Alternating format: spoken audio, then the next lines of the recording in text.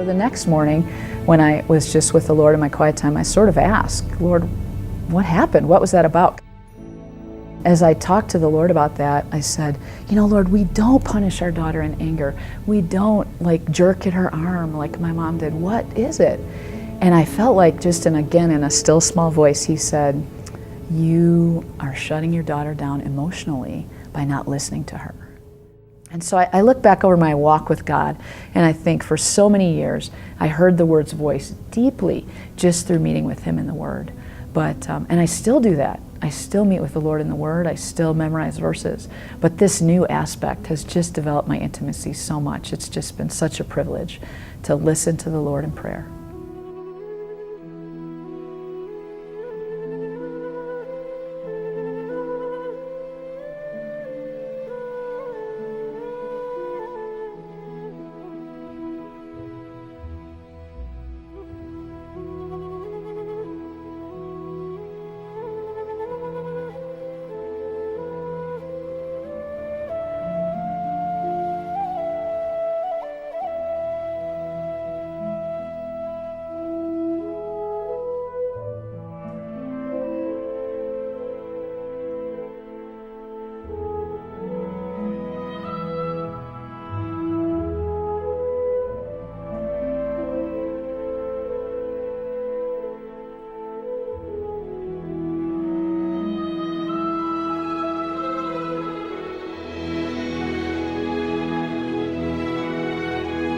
So I think I concluded as a kid that, why is my dad always upset?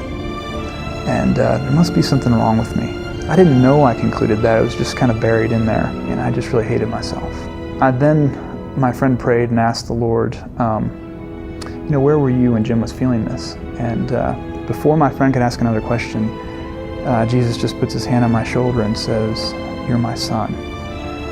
And at that point, my heart was just really struck with the feelings of worth and value in a place where there had been a lot of pain and shame.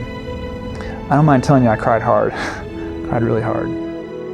And God's allowed me the privilege of praying with some other people, and it's just really neat to see Him helping people experience what He's trying to tell them through the Word.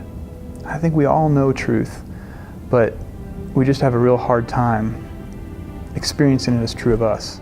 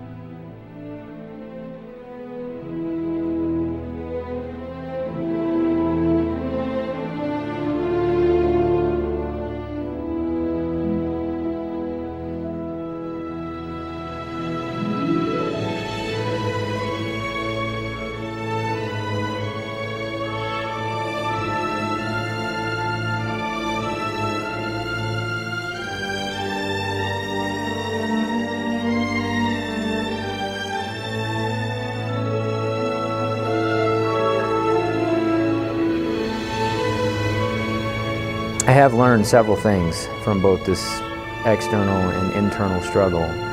The first thing is that I've learned that it's easier to obtain liberty in terms of your sexual purity than it is to preserve it. For when you think you're strong, it's when you begin to realize just how weak and vulnerable you are. You've got to stay in fellowship, and you've got to stay committed to those disciplines and those habits that led you to freedom. One of the keys for me in breaking free was joining an Into the Light group, which is really just a group of men who've decided to take this area of their life very seriously. They've been involved in sexual sin long enough, and they're sick of it. What that did for me was break the power of the enemy, because what was hidden and what he would often remind me of what I had done, once it had been confessed and brought into the light, where I could experience God's forgiveness, there was a breaking of that power.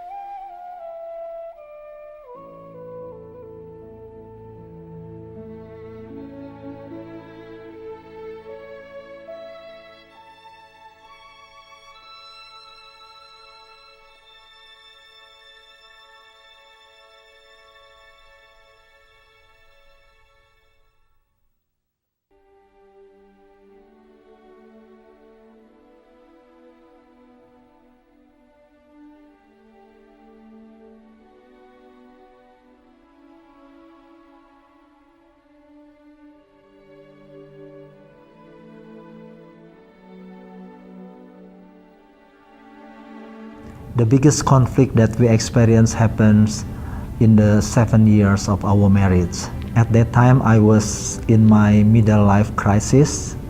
I felt I need more attention. I felt more time from Leah, but she was busy taking care of our little children. I couldn't get her to listen to me without being interrupted by the children. Therefore, I was feeling ignored. I was rejected, and I was full of anger. And I feel my expectation to become number one and needed by him failed. But by his grace, we could pass that conflict, but never resolve the conflict. After 14 years of our marriage, we have a privilege to be able to experience this relational healing mediation process, and God gave us many good insights into our marriage, what happened in our relationships. It was a deep and intense process, but it has changed our relationship significantly. Since then, we can resolve our conflicts, our differences more easily.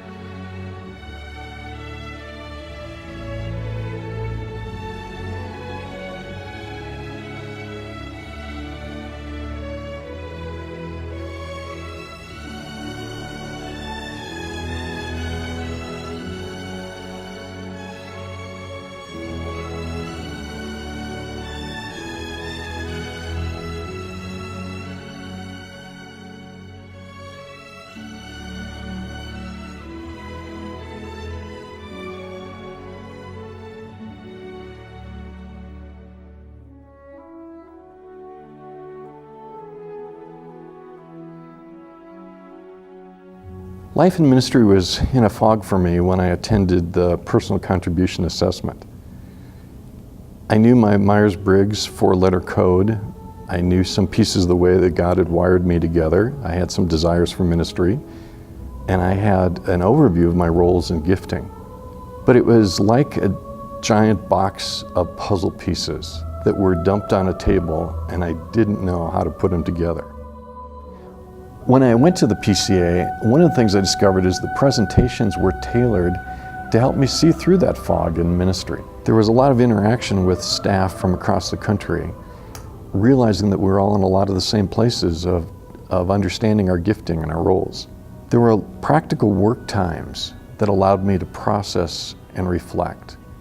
There was time to synthesize and watch God put those puzzle pieces together.